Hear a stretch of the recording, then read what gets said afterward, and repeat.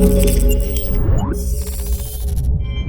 what's going on guys, Arekkz here and welcome back to another Division video. And in today's video, we are going to be taking a look at the brand new gear set added to Division in patch 1.5, formerly known as the Frontline set when it was first shown off at E3, but now that it's in the game, it is known as the D3-FNC or the Defense set.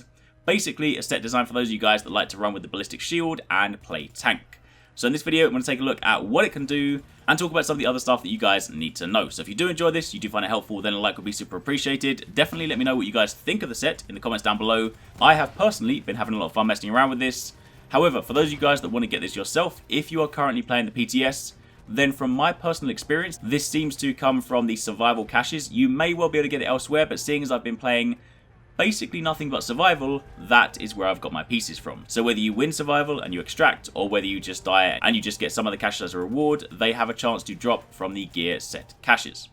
Anyway, with that out of the way, let's take a look at the set itself. So I mentioned this in passing in one of my other videos. I'm personally not a massive fan of the way it looks. I always prefer the kind of sleek black, more sort of high-tech looking gear. This to me just looks like a sort of bulky body armor set. So it's not something that I am personally a fan of visually, but it does fit the kind of theme of the set.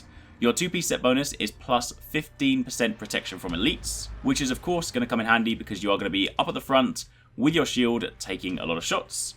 Your 3-piece set bonus is plus 30% ballistic shield health, again going to be very useful given that this entire set hinges around using a ballistic shield. And as for your 4-piece set bonus, Frontline, this allows you to use an SMG when your ballistic shield is deployed, provided you have one equipped.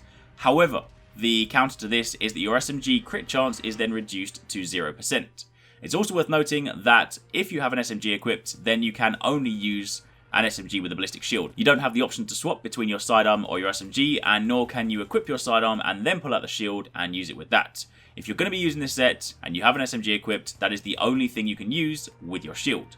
Now something else that I noticed, and I'm not entirely sure whether this is intentional or whether it's a bug, however, your crit chance on your SMG is reduced to 0% whether you have the shield up or not. Now, the way that I read this originally, I simply assumed it meant that if you have your shield out with your SMG, then naturally it makes sense to reduce the crit chance to 0 to balance it out.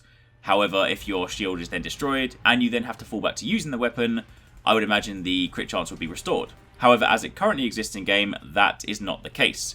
If you have this set equipped and you have the 4-piece set bonus active, then whether you have your shield deployed or not, the SMG crit chance is 0%. So, as mentioned, might be a bug, maybe intentional, but that is how it works as it currently stands. You can, however, circumvent the 0% crit chance with a pulse, so if you do at least want to give yourself a little bit of a chance to get a few crit shots, then you can pair it with pulse, but for the most part you're going to be doing base damage.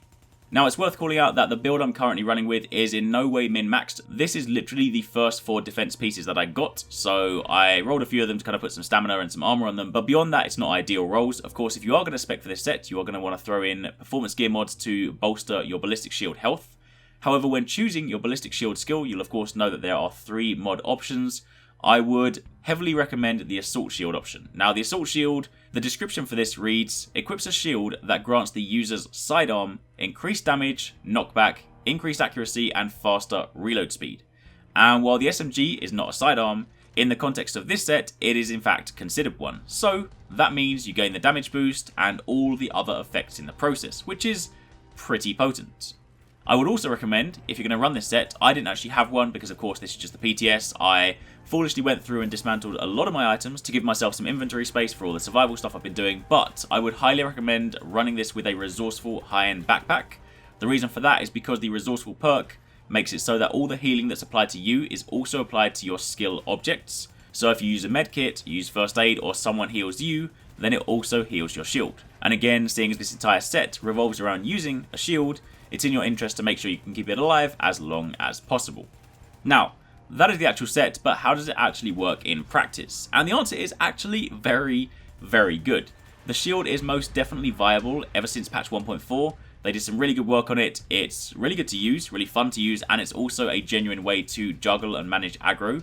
Some of you guys might have even seen the video that Marco Style did on his shield build. That is incredibly good in team play, and it goes to show that the shield is in fact viable. So the fact that we now have a set that's dedicated to that very skill means that there is so much more potential.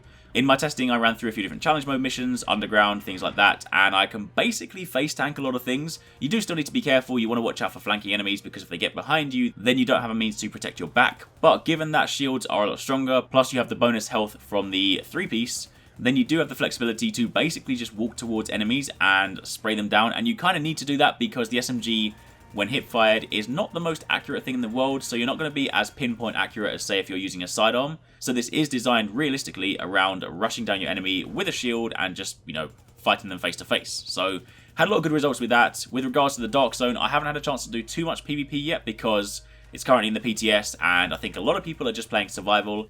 Plus, I didn't really have a team to kind of run with, so if I was going to run solo and I'm up against a group, then it's probably not going to go my way. But anyway, that was a quick look at the D3-FNC, or the defense set.